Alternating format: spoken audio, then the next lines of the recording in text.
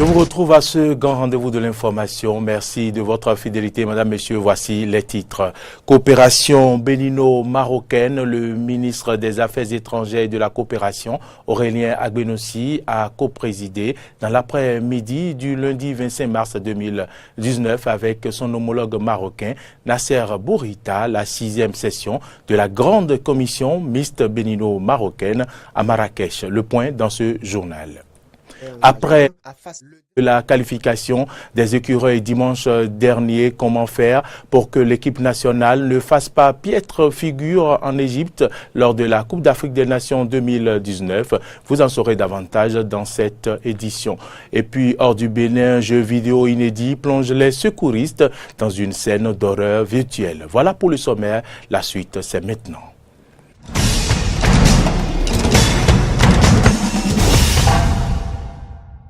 Madame, Monsieur, merci de votre fidélité. Bienvenue dans cette édition.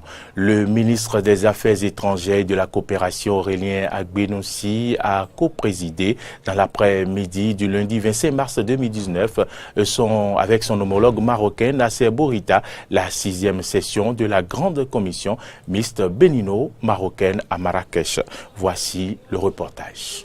Lors de cette session, le cadre juridique régissant la coopération bilatérale entre le Maroc et le Bénin a été enrichi par la signature de plusieurs accords de coopération dans divers domaines, dont, entre autres, la justice, l'énergie, la protection civile, la jeunesse et les sports, l'octroi de bourse, la formation professionnelle, la sécurité routière et les transports internationaux routiers. Par ailleurs, les deux parties ont exprimé leur engagement à faciliter la circulation des personnes et souligné l'importance des mesures concrètes qui seront prises à cet effet. Dans le communiqué final, ayant sanctionné les travaux, le ministre marocain des Affaires étrangères et de la coopération internationale, Nasser Bourita, a rassuré le ministre Aurélien Agbenossi de la disponibilité du Royaume du Maroc à soutenir le programme d'action du gouvernement PAG. À cet effet, les hommes d'affaires des deux pays sont alors invités à multiplier les missions pour prospecter les opportunités de commerce et d'investissement de part et d'autre. Sur les questions régionales et internationales, les deux pays se sont engagés à œuvrer en faveur d'un véritable partenariat stratégique mutuellement bénéfique. Pour ce qui concerne la question relative au Sahara, le chef de la diplomatie béninoise a réitéré la position constante du gouvernement béninois, déjà exprimée lors de la visite de Sa Majesté le roi Mohamed VI au Bénin en 2004. Aurélien Agbenossi a en outre appelé à une solution politique du différend en exprimant le soutien ferme du Bénin au rôle exclusif de l'ONU comme cadre consensuel de règlement définitif de cette question. Suite à la rumeur persistante faisant état du décès de 3 enfants liés maladroitement à la campagne de vaccination contre la rubéole et la rougeole organisée par le gouvernement du 5 au 11 mars 2019, le ministre de la Santé, Benjamin Hunkpati, est monté au créneau ce lundi pour apporter des clarifications. Nous vous proposons de le suivre. Il est au micro de Laurent Roland-Tonekes et Denis Maroya. Depuis quelques jours, circulent sur les réseaux sociaux des informations tendant à discréditer les actions de santé, notamment la campagne nationale de vaccination contre la rougeole et la rubéole, couplée à la supplémentation en vitamine A aux enfants de 9 mois à 14 ans, organisée sur l'ensemble du territoire national du 5 au 11 mars 2019. En effet, le 22 mars 2019, un journaliste de Bénin Web TV a publié un article sous le titre « Bénin, 3 décès après une campagne de vaccination contre la rougeole et la rubéole », tendant à rendre la dite campagne responsable de 3 cas de décès enregistrés chez des enfants ayant présenté des manifestations adverses post-immunisation MAPI. Cette publication en ligne a été reprise par des internautes avec des commentaires allant dans tous les sens. Je voudrais, à travers ce point de presse, rassurer tout le peuple béninois et surtout les parents que le gouvernement de la République du Bénin ne saurait organiser une campagne de vaccination pour nuire à ses propres enfants.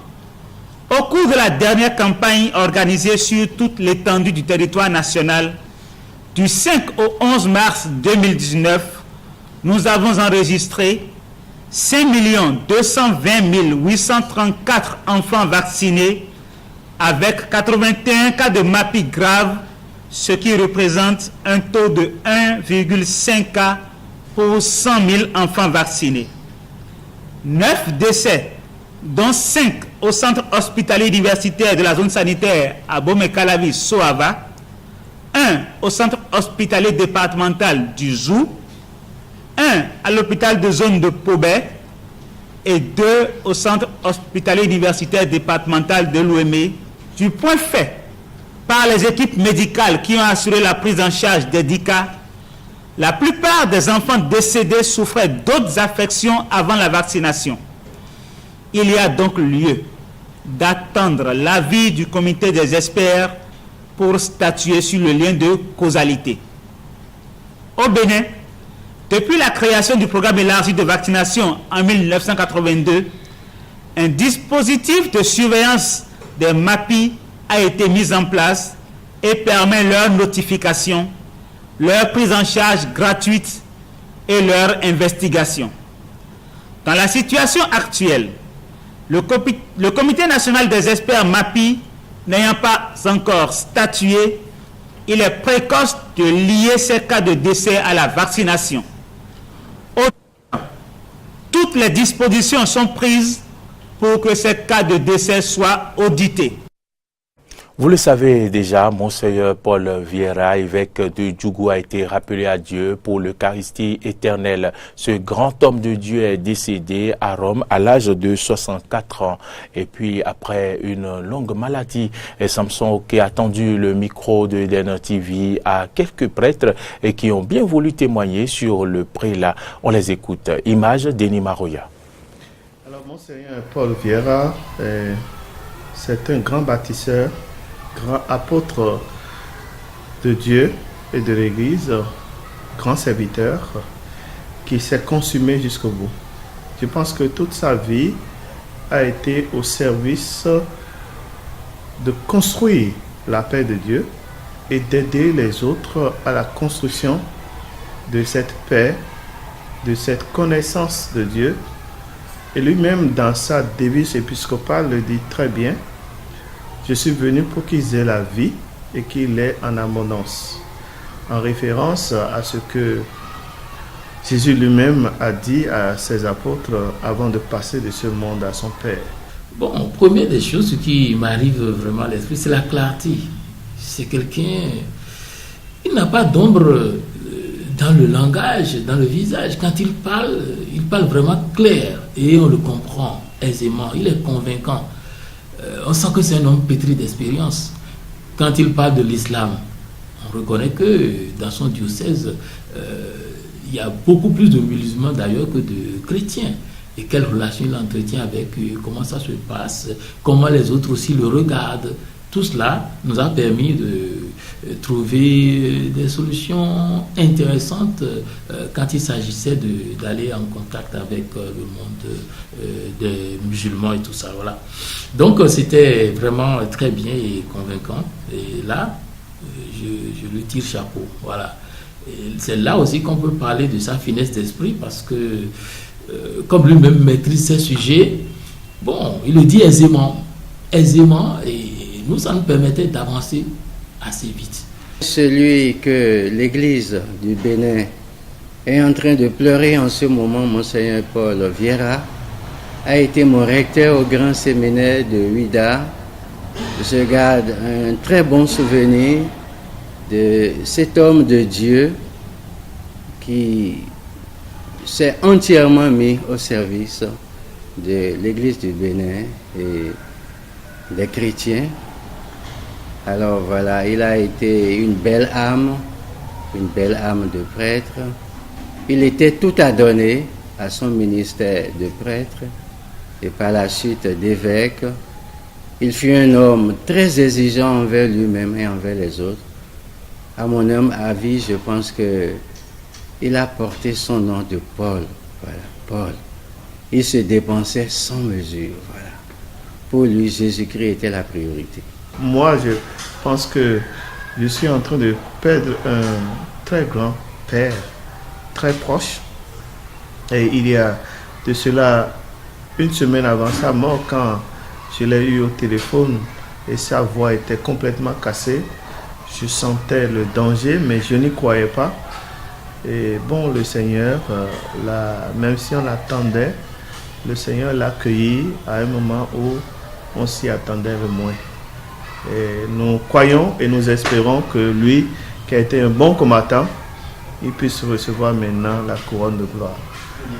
Au registre sport de cette édition, après l'euphorie de la qualification des écureuils dimanche dernier, comment faire pour que l'équipe nationale ne fasse pas piètre figure en Égypte lors de la Coupe d'Afrique des Nations 2019? La question a préoccupé DNTV et certains supporters. Une question qui trouve des approches de réponse dans ce reportage que nous propose Frédéric Espoir Oumambou et Romaric Devauchy. Le drapeau béninois flottera sans aucun doute dans le firmament de l'Égypte en juin prochain. Ce sera lors de la Coupe d'Afrique des Nations 2019. En effet, les écureuils ont réussi leur qualification face au Togo le dimanche 24 mars 2019 dernier. Mais pour Sabi Mekire Amenoulaye, acteur du football béninois, c'est maintenant que le plus dur commence. Je vais commencer par dire que le plus dur reste à faire. Parce qu'à la fin des 90 minutes, il y avait l'euphorie et tout ça, mais il faudrait qu'on se dise qu'il y a beaucoup de choses à corriger. Déjà, on a une équipe, c'est pour la première fois qu'on a une équipe aussi fournie. Ça, je l'ai dit même avant le match. Dans tous les compartiments de jeu, on a des joueurs qui, quand même, savent toucher au ballon. Et ça, c'est pour la première fois. Mais en dehors de ces joueurs-là, il y a encore d'autres joueurs qu'on peut déjà approcher là-bas pour les faire venir et renforcer un peu l'équipe. Mais avec cet effectif-là, même avec ceux qui ont joué dimanche, je crois qu'on peut mieux faire par rapport aux autres participations. Et selon ce féru supporter des écureuils, le premier grand pas à poser a non la bonne organisation. Il faut déjà commencer par penser à l'organisation, parce que c'est le plus important. Il faut commencer par penser à l'organisation, mettre les joueurs à l'aise, les supporters, comment organiser tout ça pour que arriver en Égypte, qu'il n'y ait pas de ces petits problèmes-là. Parce que la CAN ne se joue pas seulement sur l'aire de jeu, la CAN se joue aussi en dehors de l'aire de jeu. Outre cet aspect qui semble important dans les préparatifs pour que le 11 national puisse faire bonne impression à ce rendez-vous des grandes nations africaines en termes de football, les rencontres amicales ne sauront être passées sous silence. Commencez par faire les matchs amicaux, c'est important. Et voir ces joueurs jouer. Les matchs amicaux, les pays qui sont évolués que nous, on va les inviter à faire des matchs ou bien voyager, aller chez eux, faire les matchs amicaux pour qu'ils voient ces joueurs jouer. Et on attend le 12 avril, après les tirages, pour avoir les poules et voir avec quelle équipe on doit jouer.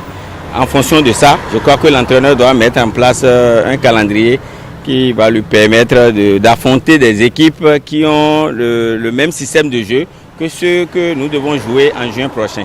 Donc je crois qu'après ces deux étapes-là, si tout va bien, on doit pouvoir répondre en juin prochain.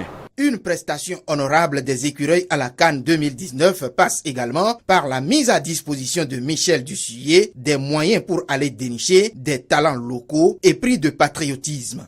Il faut les moyens pour qu'ils suivent le championnat. Parce que des fois, même on le voit seul au stade d'Akpakpa ou bien il ne voyage pas. Il y a des championnats, il y a des joueurs qui sont dans le profond Bénin. Va au nord, à Djougou, tu me vois les joueurs, les locaux qui peuvent travailler. On a vu Digla jouer. On l'a vu jouer aussi à Hans Créateur. Et c'est pas là il est parti. Donc il y a aussi des petits comme ça qui ont les chances à faire. C'est le travail qu'on lui demande d'intégrer les jeunes. Et ce n'est pas tout. Omar Suleiman, fondateur d'une académie sportive, pense que l'accompagnement par la prière de tout le public béninois est aussi important. Le football, ce n'est pas mathématique, on va dire 1 plus 1 égale 10. Le football est une chose de travail et la confiance. Le moment que le coach a confiance avec les enfants là, nous, le public, on doit l'accompagner avec les prières. Et je suis très sûr que ça va aller. Et ils vont faire quelque chose à Coupe d'Afrique. Voilà autant de pistes qu'on peut explorer pour faciliter le travail aux futurs ambassadeurs du football béninois à la Coupe d'Afrique des Nations, CAN, Égypte 2019. En interactualité, depuis le début des mouvements en Algérie, l'armée est sortie hier de son silence. Elle a demandé aux institutions de déclarer Abdelaziz Bouteflika inapte à exercer ses fonctions en implication de l'article 102 de la Constitution. On écoute la déclaration du chef de l'armée.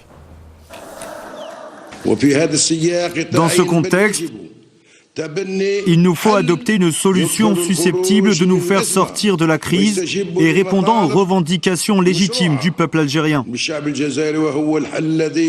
Cette solution doit respecter les dispositions de la Constitution et permettre une continuité dans la souveraineté nationale.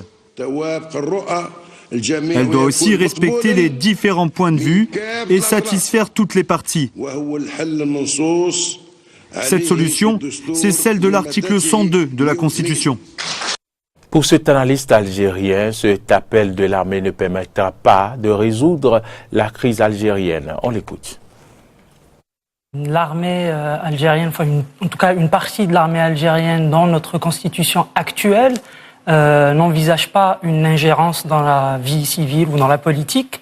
Donc c'est intéressant quand même de voir certaines manœuvres. Aujourd'hui, le peuple algérien a des demandes claires, à savoir la sortie de Bouteflika et le clan Bouteflika et beaucoup de gens qui sont, on va dire, corrompus à la tête de l'État. Du coup, je ne pense pas le fait d'agiter l'article 102 va permettre une sortie démocratique et rapide, puisqu'on sait tous que via l'article 102, ils peuvent gagner 45 jours jusqu'à 3 mois. Aujourd'hui, je pense qu'on s'écarte du sujet principal, puisque les revendications du peuple algérien via l'article 7, c'est clair que normalement, c'est au peuple algérien qui revient le réel pouvoir de choisir. Donc aujourd'hui, c'est simple.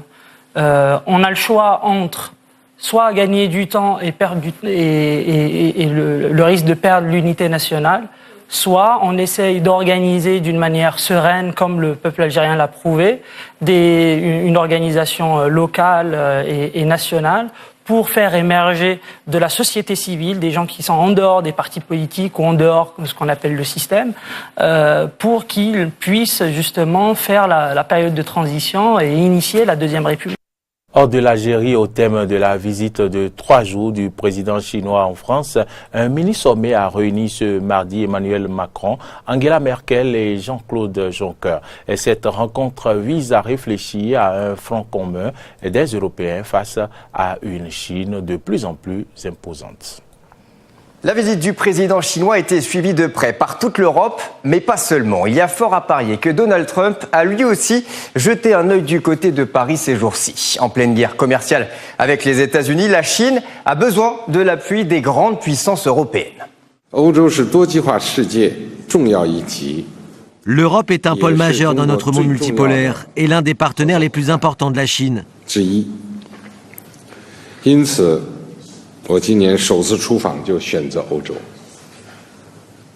C'est pourquoi j'ai choisi l'Europe pour ma première visite à l'étranger en 2019.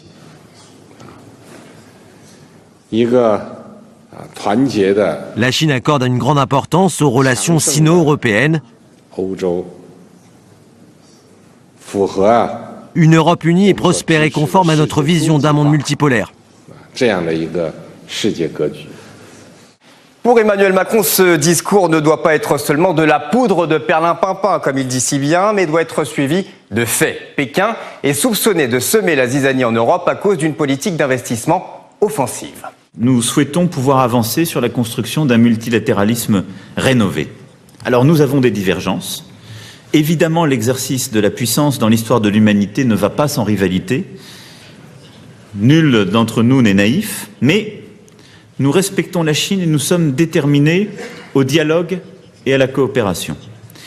Et nous entendons naturellement de nos grands partenaires qu'ils respectent aussi l'unité de l'Union européenne. Parlons de la Colombie à présent, lorsque l'État colombien a proposé aux cultivateurs de coca de détruire leurs plantations et de se retourner vers des cultures licites en échange d'argent et de matériel. De nombreux fermiers ont accepté, mais l'État n'a pas tenu ses promesses et les paysans se retrouvent aujourd'hui au bord de la ruine. Reportage. La plantation de coca s'étendait telle une marée verte dans le Katumbo, mais Alès Molina a nagé à contre-courant et convaincu d'autres paysans de cette région du nord de la Colombie d'arracher leurs arbustes, séduits par les promesses de l'État. Elles n'ont toutefois pas été tenues. Regret, rage, lassitude, ce paysan de 34 ans rumine sa frustration aux côtés de familles endettées comme lui. Tous dénoncent retard et manquement des autorités dans l'application du programme de substitution volontaire des cultures illégales, qui vise à remplacer la coca par des cultures de bananes, café, cacao. D'une maison à l'autre, les plaintes se répètent dans le hameau de Puerto Las Palmas, à la frontière du Venezuela. Il y a des enfants affamés, des familles désespérées de n'avoir aucun revenu, déplore Alès Molina, leader communautaire. Le programme de substitution m'a amené à la ruine et plongé dans une totale insécurité. Désormais, je comprends que ceux qui n'ont pas voulu signer l'accord vont bientôt nous nourrir, car si l'État ne nous respecte pas, ils devront nous nourrir. Le programme de substitution m'a amené à la ruine et plongé dans une totale insécurité, a-t-il expliqué. Depuis janvier 2018, il a reçu 22 menaces. Les groupes armés qui contrôlent le secteur de la coca, base de la cocaïne, le veulent loin ou mort. Il a aussi dû apprendre à vivre avec les moqueries de voisins, ceux qui ont continué à cultiver la coca en courant le risque d'un arrachage forcé et qui, paradoxalement, peuvent aujourd'hui devenir la bouée de sauvetage de ceux qui ont tout perdu. Alès Molina a appris à récolter les feuilles de coca dès l'âge de 12 ans. Il s'est enthousiasmé pour la substitution et aujourd'hui, il a fait machine arrière. Je protégerai les plants de coca de mon corps avec les gens qui m'accompagnent car c'est la seule option, affirme-t-il. On nous fait crédit. Les plantations nous permettent de manger, pendant que ceux qui ont tout arraché se retrouvent sans argent, sans nourriture. Nous allons tenir nos engagements envers les familles qui ont accepté le programme de substitution. Nous faisons face avec courage politique aux problèmes dont nous avons hérité. Dans le Katumbo, la coca règne et donne l'accès aux achats à crédit. L'argent liquide ne circule pas sporadiquement. Les dettes ne sont réglées que de loin en loin quand la récolte de coca est payée en espèces et les groupes armés font souvent couler le sang. Celui qui ne récolte pas ou ne traite pas la feuille de coca n'est pas la bienvenue dans les commerces. Je vous l'annonçais en titre, photos de famille ou téléphone portable retrouvés au fond d'une poche, tatouage. Comment identifier les centaines de victimes lors d'une catastrophe? Un jeu vidéo inédit plonge les secouristes dans une scène d'horreur virtuelle. Reportage. Il pourrait s'agir d'un tsunami ou d'un attentat à la bombe, mais cette formation n'est pas un jeu vidéo comme les autres. Ces policiers thaïlandais se préparent à affronter le monde réel depuis un monde virtuel. On a besoin de former nos équipes pour les opérations de secours et de collecte de corps et d'objets qui aident à l'identification. La réalité virtuelle peut beaucoup nous aider, ça permet de simuler le chaos. Cette simulation est développée par la Croix-Rouge dans ses bureaux de Bangkok. Photos de famille, téléphones portables retrouvés au fond d'une poche, des tatouages.